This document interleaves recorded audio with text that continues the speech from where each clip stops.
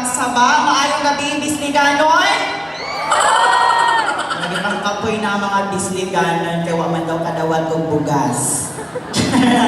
Gusto ko magpasalamat sa ato ang kinakusgang mayor, si Mayor Florencio Garay, sa iyahang asawa, akong mama, si Madam Margie Garay, sa ato ang mga lumulupyo ning ato ang lungsod Bislig sa pag-organize aning event.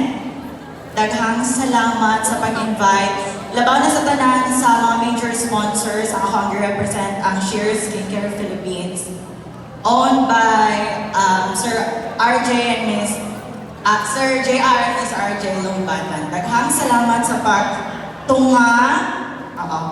Before ko mahawa ako sa i-inform ang tanan na wala na daot sa ato ang kandidata kaya sila katubag sa mga questions. Wala ako ginang manay na diri naglaban akong ulo. Bitaw grabe ka mga pangkikitan ng mga bill. Nakabibel ko kung diwata sa una mani. Diwata ng purong tres. Wow! Katawa mo! Nakadoko-doko. Ha? Oh no! Ang madaoging aming at ang diwata ng Bislig ako dahil siya galon sa langit, kaya dito siya mag-serve sa kamhanan, sa inhalian sa Ginoo, kaya nakamagit sila yung free gate pass. Dito sila mananon, kaya mga diwata man daw sila. Atong palakpakan ang nag-organize ng atong event karon mga kaibigan. Kasi nag-expect na diri ani magtamling ko. Wag ko kabalo sa ako ang buhaton. May gitawag ko nila kay habit na libot akong itlog dira sa kutanan. Dili ko pwede mo apil og beauty pageant mga nantikay. Dako gyud ni siya di na ko kaya ipit mo lakra. Si Auntie grabe katawa. Murag katanawon sad ka Auntie. Ayaw maging anak ni mga bapak sa inyo. Bitaw sa pamanakaw na link. Ay, wala naman siguro pinalimtan. Nakapalit na ba mag-tell na skin mga nangingin? Kinsa pa, maglago ko anong Bislig, kaya dahil mas hindi mamalit. Isang Bisligaran, produktong Bisligan.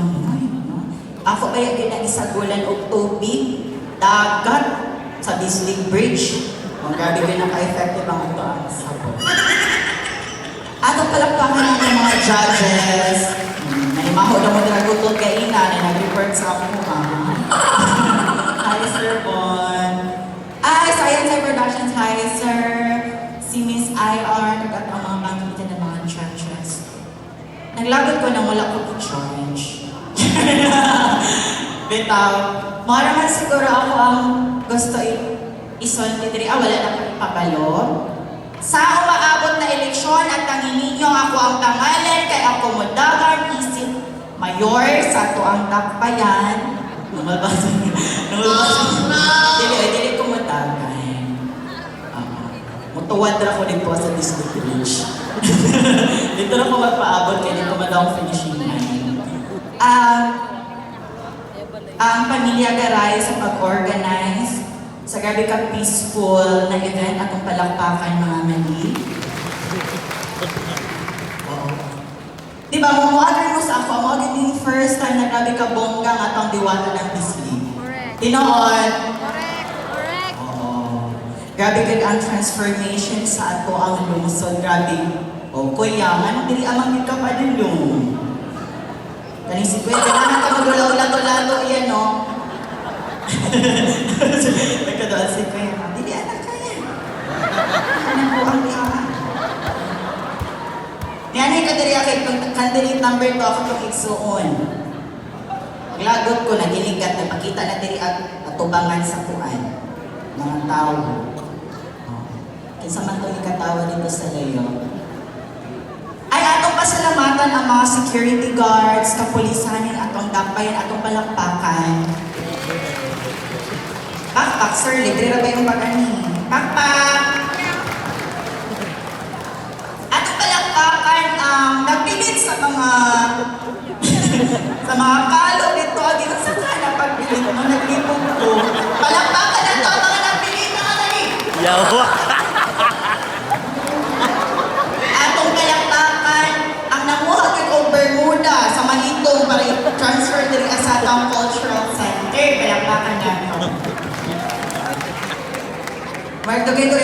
last year, nakaari po ko diri nag-judge ko sa Diwata ng Bisli. O karon happy ko sa akong pag-ari kay kauban akong ko ang bana. Nana siya uyab. Daghan ako uyab na ni mo Toms.